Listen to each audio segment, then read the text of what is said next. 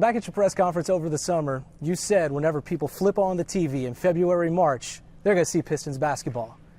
Are you seeing what you expected to see at this point in time, now that we are here in February? Yeah, I think so. I think consistently, we play a certain brand of basketball.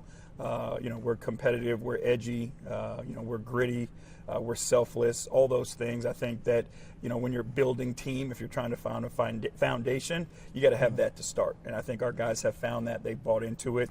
And every single night, most nights, we have our off NBA night every now and then, but most nights when our guys go out there, they're living those things. You've mentioned a few times this year about earning respect in the NBA. You watched this team last year, competed against them. Now that you are here, do you feel like the narrative has changed around Detroit basketball? Yeah, I think so, but I don't think we're done yet. Yeah. And that's what we're aiming for, you know what I mean? It's like once you get to a certain place, there's always another place to go. Sure. And for us, earning the respect of our peers is the number one thing.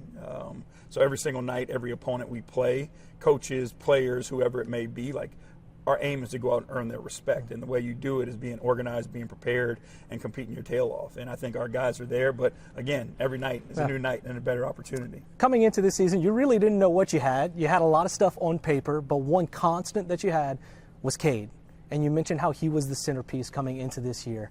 From where you were at the beginning of the season, getting to know him, to where you two are now, how has that relationship flourished? Again, we just understand one another. We understand what motivates one another. We understand that we're here to help one another. We can have conversations about anything, any way. They don't always have to be easy conversations. We can have hard conversations and move on. But we know at the end of the day what our goal is, and our goal is to try to win as many games as we can the right way. We're learning those lessons as we continue to move forward, but he and I, have a great relationship and understand that. People see the points, they see him setting up his teammates, but in your mind, what makes him an all-star caliber player? He just has the ability to bring people with him. I think that's the most important thing that I've seen is one, yes, he gets his numbers. One, he looks like a really good player, but he doesn't leave anybody behind, and he doesn't do it in lieu of anybody else. All the things that he does is because of and for the people that are around him. I think that's the thing that makes him special. Looking at what's coming up, a lot of your players have used the word playoffs.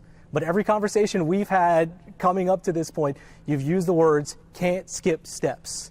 Do you like guys saying that is the goal, that is where they want to go? Because I think a lot of people saw that the potential was there, and now they want to put it into practice. Do you like them using that? I like the fact that they have the courage to say it. You know what I mean? It's easy to say it behind closed doors or have, whisper conversations, but to put it out there, now you got to go out and do it, right? Now you got to hold yourself accountable. You got to do all the work, all the little things that it takes to get there. So I'm happy that they're saying it, but I'm even more impressed by how every single day they do the work that it's going to take to get us there. Yourself as a coach away from the court, you are calm, cool, collected. You are probably the most even-keeled coach I've ever been around. But it's like there's a switch that is flipped whenever you step onto that court. Do you feel that way? Or do you have two different JB Bickerstaffs? There's probably more than that. But, no, for sure. It's funny because we actually laugh and joke about it. With my family, my kids, my wife, my friends. It's there's absolutely two totally different people. And in the locker room building up to it, you can feel them coming on. And it's there's two people just kind of passing in the night and shifting responsibilities. And, the coach that comes out, he gets a little excited. I'll say that. How much do you think players feed off of that, though?